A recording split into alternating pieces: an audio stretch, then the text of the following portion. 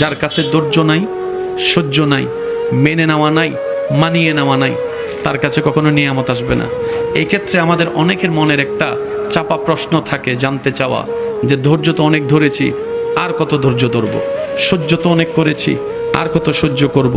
হাজার দিকে উত্তর না গিয়ে একটা উত্তর দেওয়ার চেষ্টা করি, মাথায় এবং মনে বসিয়ে রাখবেন যদি ভালো লাগে।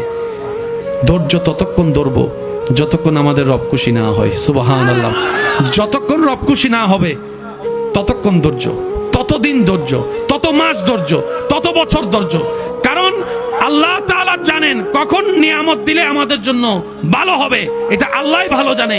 ওই হুকুম আসা পর্যন্ত অপেক্ষা করতে হবে, এটার নামই ধৈর্য।